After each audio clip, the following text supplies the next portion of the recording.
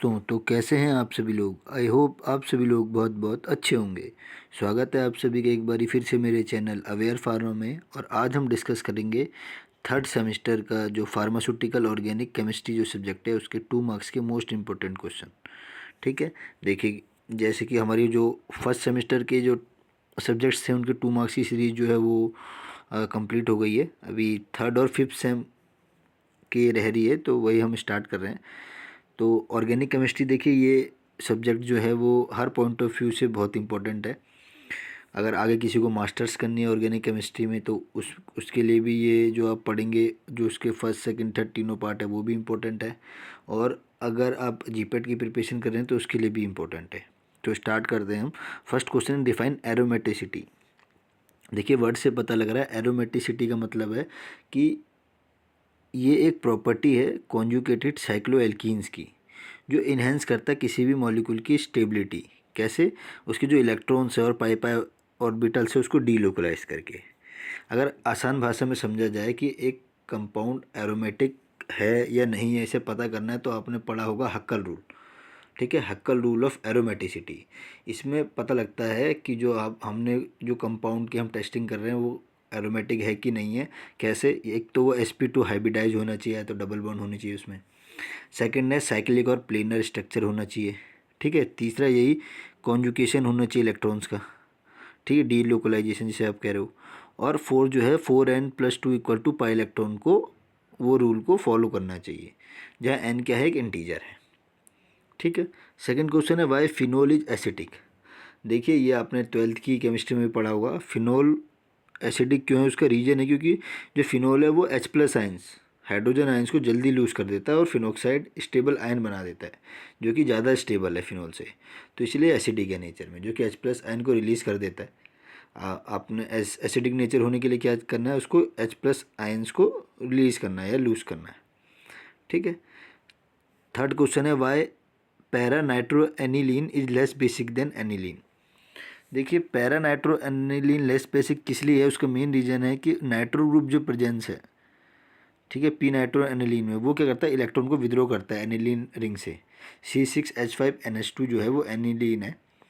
ठीक है, उसमें से क्या होता है, जो नाइट्रो ग्रुप है वो रिलीज़ करता है इलेक्ट्रॉन को, जिस वजह से ये लेस बेसिक हो जाता है एनिलीन से। 3 मेजर फैक्टर हैं, एक तो नाइट्रो ग्रुप हो गया जो मैंने भी आपको बताया, दूसरा इलेक्ट्रॉन डेंसिटी कम होने की वजह से। इलेक्ट्रॉन डेंसिटी कैसे कम होती है, जब इलेक्ट्रॉन विद्रोह होते हैं। अब इलेक्ट्रॉन अगर विद्रोह करेगा नाइट्रो ग्रुप अपनी तरफ, तो जो इलेक्ट्रॉन्स की अवेलेबिलिटी है वो भी कम होगी, जिस वजह से लेस बेसिक है। डी फोर्थ क्वेश्चन है हमारा, right the definition of RM value. देखिए आरएम को हम रिस्टर मीसल वैल्यू के नाम से भी जानते हैं। इसकी सिंपल सी डेफिनेशन है, कितने number of millimetre of 0.1 normality alkali required है, जिससे कि हम सोल्यूबल फैटी एसिड को न्यूट्रलाइज कर सकें और डिस्टिल करें 5 ग्राम ऑफ फैट को। देखिए ये थ्योरेटिकल पोर्शन है, तो ये जहाँ तक है आपको जो है बार बार रिवाइज करके अपने दिमाग में सेट करना है। ये जनरल क्वेश्चन आपको सिर्फ सेमेस्टर पॉइंट ऑफ व्यू के लिए ही पढ़ने हैं।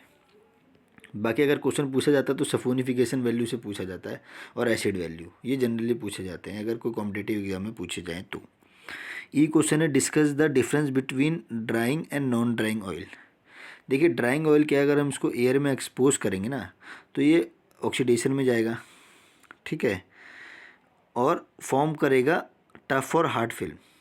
वही अगर नॉन ड्राइंग ऑयल को हम एक्सपोज करेंगे ना ही ऑक्सीडेशन में जाएगा और ना ही टफ और हार्ड फिल्म फॉर्म करेगा। हम ड्राइंग ऑयल को यूज़ करते हैं पेंट में। ठीक है, एग्जाम्पल है इसका लिंसीड ऑयल। वही नॉन ड्राइंग ऑयल हो गया ऑलिव ऑयल, जो हम घर में यूज़ करते हैं। ठीक है, नेक्स्ट क्वेश्चन है हमारा, what do understand by angle strain.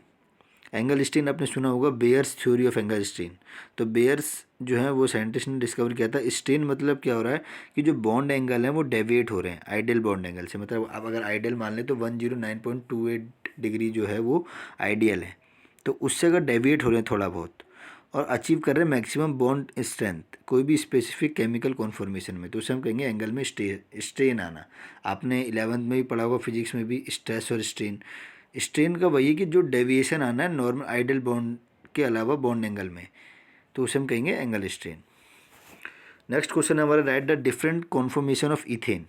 देखिए कॉन्फॉर्मेशन इथेन का क्या है, इथेन मॉलिक्यूल को रोटेट करते हैं हम कार्बन कार्बन सिंगल बॉन्ड के अकॉर्डिंग। तो दो एक्सट्रीम कन्फर्मेशन बनते हैं, स्टैगर्ड और एक्लिप्स। ये किसके बेसिस पे? न्यूमैन्स प्रोजेक्शन के कन्फर्मेशन पे है, जिसे हम डिस्कस करते हैं। आप देखिए स्टैगर्ड फॉर्म में 60 डिग्री एंगल बन रहा है, वहीं एक्लिप्स में 0 डिग्री बन रहा है। तो ये दो कॉन्फर्मेशन है इथेन के। नेक्स्ट क्वेश्चन है, illustrate the principle of saponification value. तो सपोनिफिकेशन वैल्यू क्या है? कितना अमाउंट ऑफ एल्कली रिक्वायर्ड है ताकि हम सपोनिफाई करें गिवन अमाउंट ऑफ फैट को, और मेजर कर सके कि एवरेज मॉलिकुलर वेट कितना है ट्राइग्लिसराइड का फैट और ऑयल के अंदर। जनरली ये ऑयल की क्वांटिटी जानने के लिए हम इसको यूज़ करते हैं, ठीक है। नेक्स्ट क्वेश्चन है हमारा, predict the structure and medicinal use of DDT and naphthalene. देखिए मोस्ट रिपीटेड क्वेश्चन है, ऐसा क्वेश्चन आप जब देने जाएंगे इस बार भी सेमेस्टर पॉइंट ऑफ व्यू से तो आएगा। बेसिकली चेंज हो जाएगा कि नैफ्थलीन की जगह फिनेंथ्रीन ले लो, एंथ्रासिन ले लो, डीडीटी की जगह कोई और ईडीटी आ जाएगा। अब नेम चेंज हो सकता है, लेकिन ये क्वेश्चन जरूर आएगा स्ट्रक्चर और मेडिसिनल यूसेज के अकॉर्डिंग। 7 नंबर में भी आएगा और 2 नंबर में भी आएगा। तो डीडीटी जो है वो ये थोड़ा कॉम्प्लेक्स रहता है क्योंकि इसकी फुल फॉर्म भी आती है। डीडीटी है dichloro diphenyl trichloroethane, chemical formula C14H9Cl5। Structure आप देख लेंगे, 2 बेंजीन रिंग है क्लोरीन ग्रुप के साथ, बाकी जो है 2 बेंजीन रिंग अटैच है उसके साथ 3 क्लोरीन के साथ। इसको जनरली बॉडी में जो लाइस हो जाता है उसको कंट्रोल करने के लिए यूज़ करते हैं।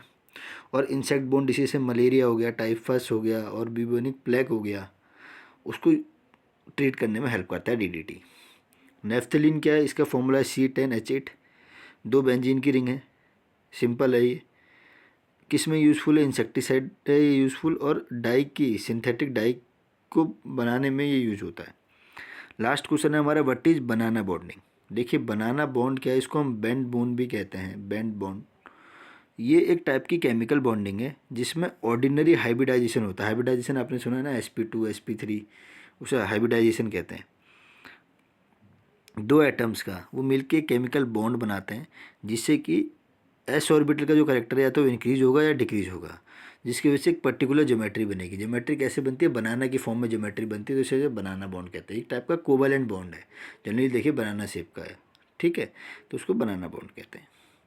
तो यही थी आज की वीडियो। ऐसे ही इन्फॉर्मेटिव वीडियो के लिए और आगे जो सेमेस्टर के और सब्जेक्ट्स बचे हुए हैं 3rd सेम और 5th सेम के लिए, उसको कंटिन्यू रखने के लिए नोटिफिकेशन में जो बेल आइकन है उसको हिट कीजिए, हमारे चैनल को लाइक कीजिए, शेयर कीजिए और सब्सक्राइब कीजिए। और जो भी मैं आपको पढ़ा रहा हूँ सबका PDF लिंक मैंने आप डिस्क्रिप्शन में दे रखा है, वहाँ से आप आराम से फ्री ऑफ कॉस्ट जो है वो डाउनलोड कर सकते हैं, ठीक है। अपना और परिवार का बहुत ध्यान रखें। धन्यवाद।